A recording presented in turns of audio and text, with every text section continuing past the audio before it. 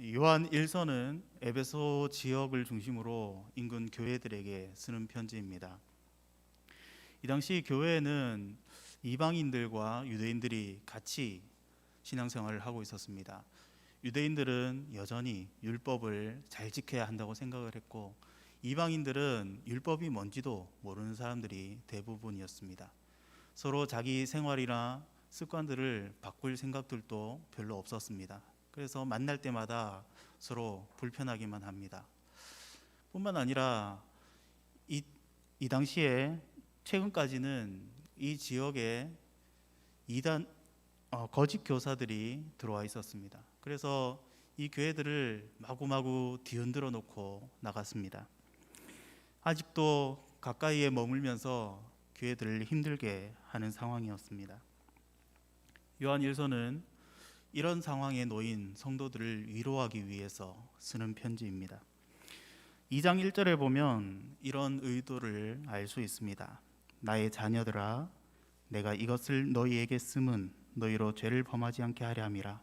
만일 누가 죄를 범하여도 아버지 앞에서 우리에게 대언자가 있으니 곧 의로우신 예수 그리스도시라. 나의 자녀들아, 만일 누가 죄를 범하여도 예수 그리스도께서 우리를 깨끗하게 씻어주고 계신다. 이렇게 책망하기보다는 따스한 말로 보듬어 주듯이 적고 있습니다. 이런 위로뿐만 아니라 성도들이 누리고 있고 또 누려야 할 것이 무엇인지 하나하나 자세하게 설명해 주고 있습니다. 그래서 기노스코, 알다라는 단어를 자주 사용합니다. 이것은 경험해서 안다는 뜻입니다. 경험해서 아는 것을 이 요한 1서에서는 사귐이라는 단어로 표현하고 있습니다. 요즘 우리 교회들을 보면 참 여러 가지로 지치고 힘든 모습들이 보입니다. 교회 안에는 복음을 모르고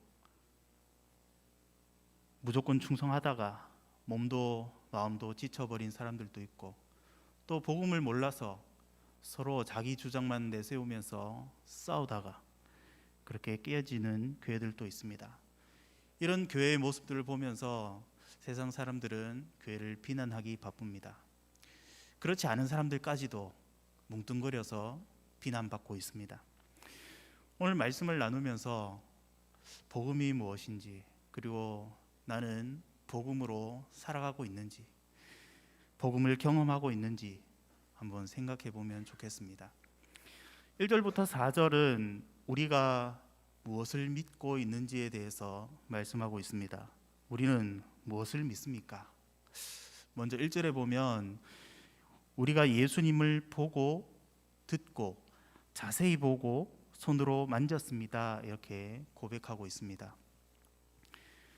예수님을 믿는다는 것은 이렇게 지금 나와 함께 계시는 예수님을 믿는다는 말입니다. 다른 말로 하면 저는 지금 예수님과 함께 살고 있습니다 라는 고백입니다. 예수님은 사람의 몸으로 이 땅에 오셨습니다.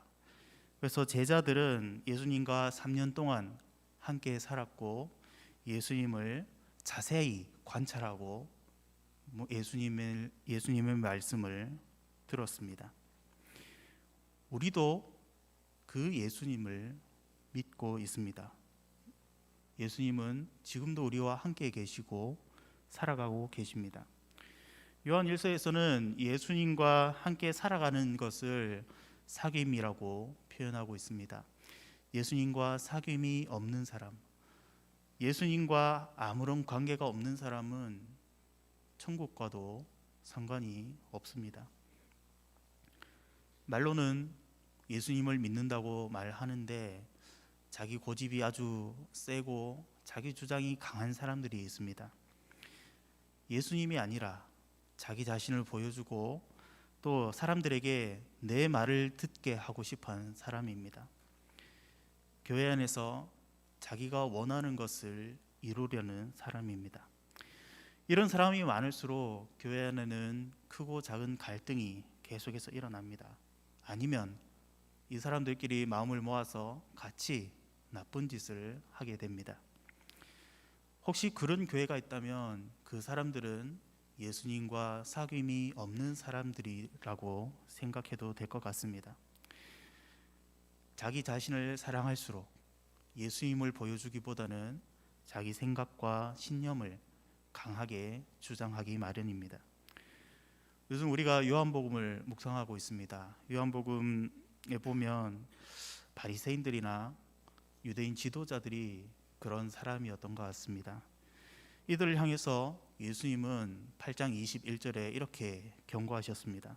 너희가 나를 찾다가 너희 죄 가운데서 죽겠고 내가 가는 곳에는 너희가 오지 못하리라.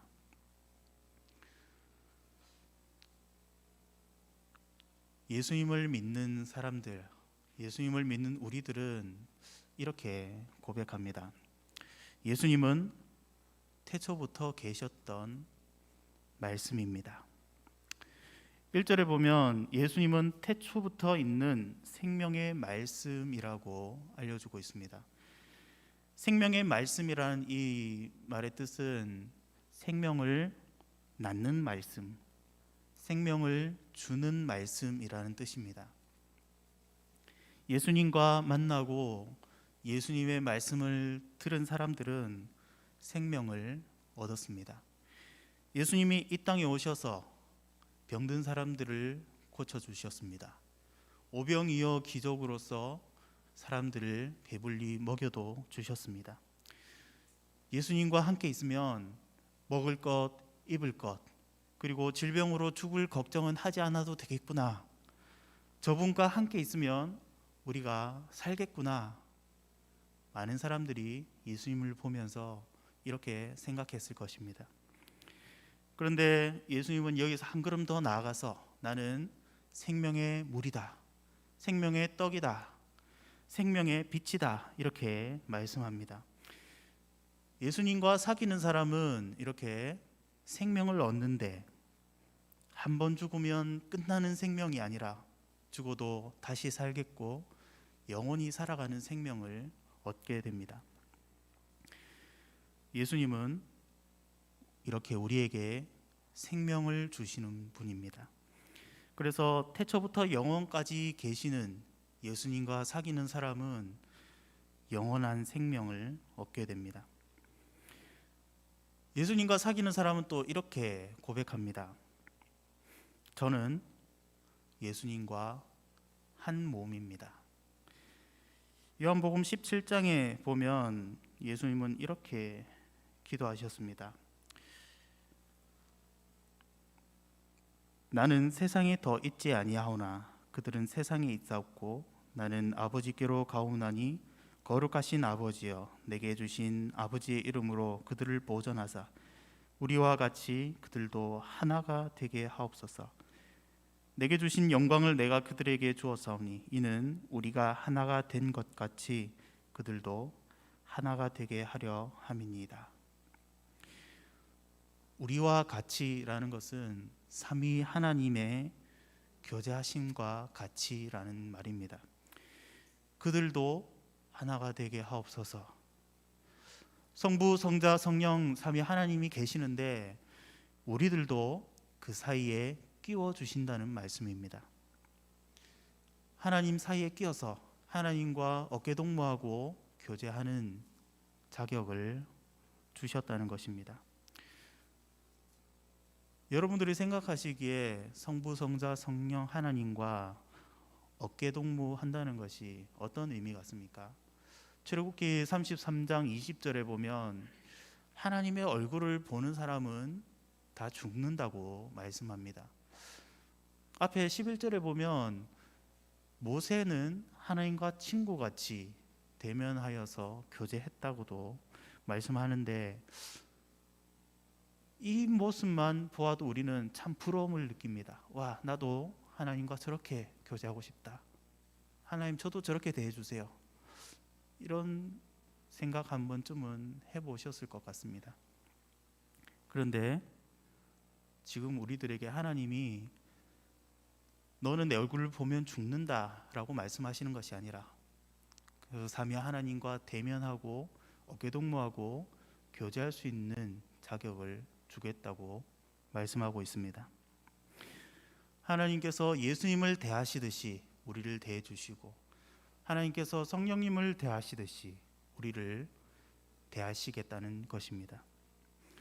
예수님과 사귀면 이렇게 하나님과 어깨동무하고 교제할 수 있는 자격을 갖게 됩니다. 예수님과 한 몸이기 때문입니다.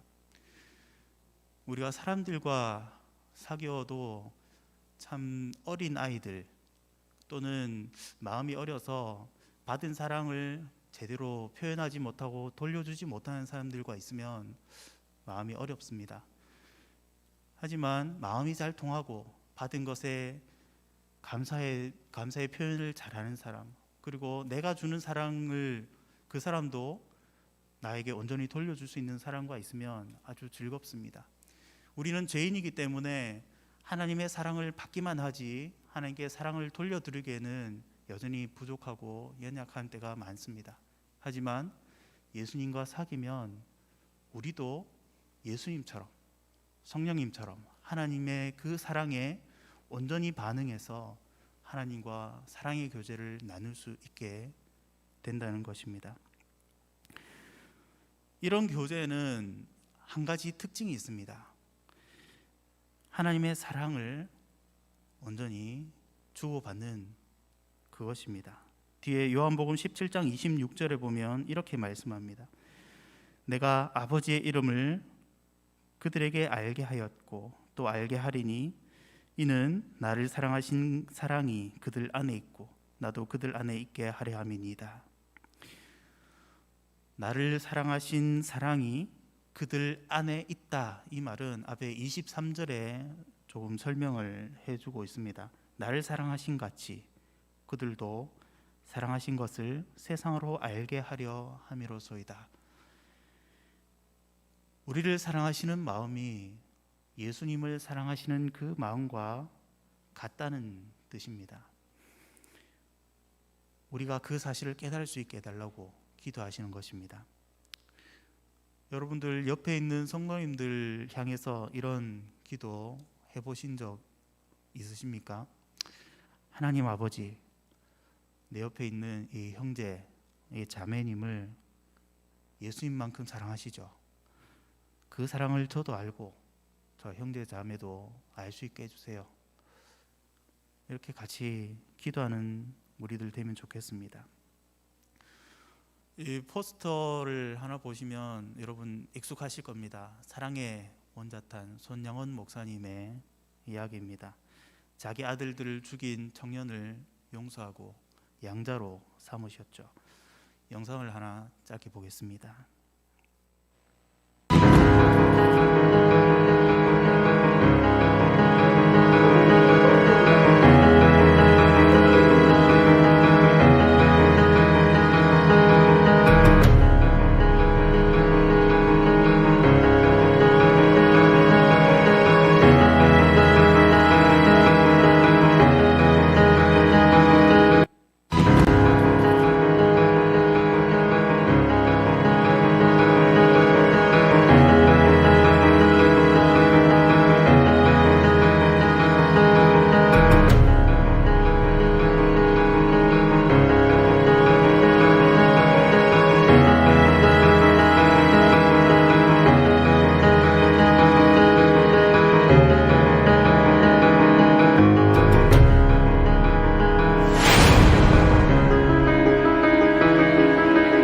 두 오빠가 순천에서 우리 자취생을 하다가 죽었는데 그 유물이 이제 먹고 애양원에 전달되어 왔어요.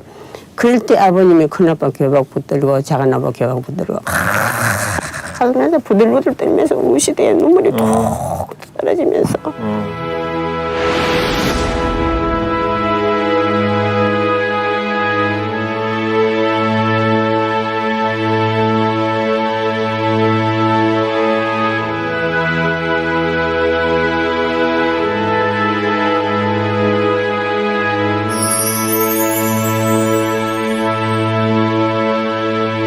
마지막으로 자기가 돌아가면서 나에게 남긴 말이 있습니다. 동희야, 나는 돌아가면 곧 천국 간다. 내 죽어 천국 가면은 너희 두 오빠께 무릎 꿇고 사죄하겠다. 이 말을 남기고 떠나갔지요.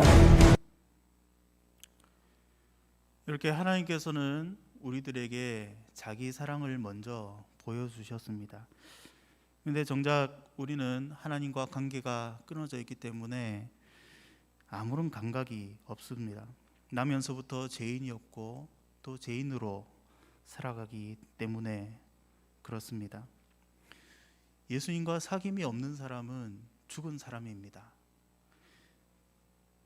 손양원 목사님의 두 아들을 죽였던 그 사람같이 자기가 옳다고 생각한 것을 위해서 무슨 짓이든지 할 수 있는 것이 죽은 사람들입니다. 예수님은 이런 우리들을 찾아오셨고 우리들을 만나주셨습니다.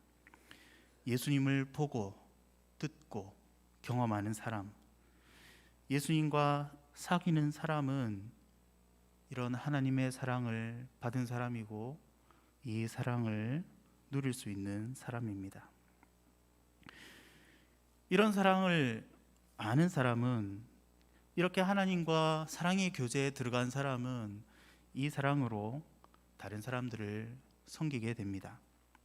웨스트민스터 신앙고백서 26장은 이렇게 고백합니다. 머리 되시는 예수 그리스도에게 성령과 믿음으로 말미암아 연합되어 있는 모든 성도들은 그의 은혜와 고난과 죽음과 부활과 영광 안에서 그와 교제를 갖는다. 그리고 성도들은 사랑 안에서 서로 연합되어 있는 까닭에 각자가 받은 은사와 은혜 안에서 교통한다. 또한 피차 덕을 세워 사람에게 안팎으로 유익되게 하는 의무를 공적으로나 사적으로나 행해야 하는 것이다. 성령님께서는 교회가 교회될 수 있도록 다양한 은사들을 공급해 주십니다. 필요하다면 물질도 주십니다. 교회를 온전하게 세우기 위해서 주시는 은사와 은혜들입니다. 그래서 서로 덕을 세워 성도들 서로가 유익하게 하는 의무라고 고백하는 것입니다. 이 항에 보면 공적으로 성도라고 고백하는 사람들은 하나님을 예배하는 일과 그들 상호간에 덕을 세우는 데 도움이 되는 다른 신령한 봉사를 하는 일과 또한 그들의 각양의 능력과 필요를 따라 물질로 서로를 도와주는 일에 있어서 거룩한 교제와 교통을 유지해야 한다. 그래서 사도행전에 보면 바나바가 자기 밭을 팔아서 교회에 헌금합니다. 구제 헌금입니다. 성도들은 자기에게 주신 은사를 가지고 자기에게 주신 물질들을 가지고 교회를 섬기고 서로를 세워나갈 수 있습니다. 3항을 보시면 그런데 각자가 갖고 있는 물건이나 재산의 소유권이 상실되거나 결코 침해되는 것은 아니다. 이렇게 또 고백합니다. 하나님께서 우리를 사랑하셔서 우리의 필요를 채워주셨습니다. 우리에게 주신 모든 것은 교회를 온전히 하게 하려고 주시는 것들입니다. 우리 형제 자매들을 섬김으로써 교회를 온전히 하게 하시려고 주신 것들입니다. 성령의 은사들이나 물질들이나 우리 교회에 필요한 모든 것들을 하나님께서는 우리에게 이미 주셨고 또 계속해서 주실 것입니다. 공산주의자들처럼 우리는 그것을 강제로 내어놓으라고 강요하지 않습니다.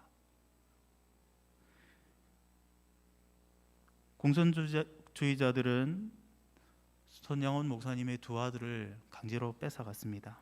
하지만 하나님의 사랑을 아는 목사님은 그 사람을 양자로 삼았습니다. 우리가 하나님은 아니지만 하나님의 사랑을 온전히 누리는 사람들입니다. 그래서 그 사랑으로 형제 자매들을 섬길 수 있습니다. 가끔은 내게 주신 것들을 다 내 것 같이 생각하면서 아까워할 때도 있습니다. 혹시 방언이나 기타 여러 가지 방언이라도 하나 받으면 교회 사람들이 다 내 말을 듣게 해야 될 것 같은 생각을 할 수도 있습니다. 하지만 이런 것들은 자기 자신을 주장하는 말과 행동일 뿐입니다. 고린도전서 13장에서 말씀하시는 것처럼 사랑이 없으면 교회는 울리는 꽹과리와 같이 시끄럽게 될 뿐입니다. 뒤에 5절에서 10절을 보면 행하면이라는 단어가 있습니다. 행한다는 말은 살아간다는 말입니다. 우리가 살아가는 모습을 보면 그 사람이 예수님과 사귀는 사람인지 거짓말하는 사람인지 드러난다는 것입니다. 우리는 살아계신 예수님과 함께 살아가는 사람들입니다. 예수님과 사귐이 있는 사람들입니다. 예수님께서는 우리에게 생명을 주셨습니다. 하나님과 어깨 동무하고 교제할 수 있는 자격도 주셨습니다. 그래서 하나님과 나누는 그 사랑을 이제는 우리 형제 자매들 그리고 우리 이웃들에게 나누어 줄 수 있게 하셨습니다. 우리는 그렇게 살아가는 사람들입니다. 이번 주간 이렇게 예수님과 사귐으로써 살아가시는 저와 여러분 되시기를 축복합니다. 기도하겠습니다. 거룩하신 아버지 하나님, 나 자신만 생각하고 내 것이 가장 중요하다고 생각하면서 살아가는 우리 삶에 오셔서 생명을 주시고 그 사랑의 교제에 참여하게 하신 은혜를 감사드립니다. 주님, 내게 필요한 것이 무엇인지 주의 말씀을 들으면서 돌이켜봅니다. 주님, 세상의 것들로 나의 부족함들을 채우는 것이 아니라 영원한 생명 되신 예수 그리스도만으로 만족할 수 있는 삶이 되게 하시고 내 마음으로부터 이 모든 것을 하나님께 고백하며 주님께서 나에게 주시는 이 사랑을 온전히 돌려드릴 수 있도록 주님 도와주시옵소서. 주님, 우리 교회를 온전히 세워나가시는 하나님의 은혜와 은사들을 우리가 이미 가지고 있습니다. 우리에게 주신 것들을 나 자신이 아닌 우리 교회를 위하여서 주의 나라를 위하여서 값지게 사용할 수 있게 하시며 억지로가 아니라 바나바와 같이 주님의 사랑으로 섬길 수 있는 마음이 우리에게 있게 하여 주시옵소서. 감사합니다. 예수님의 이름으로 기도드립니다. 아멘.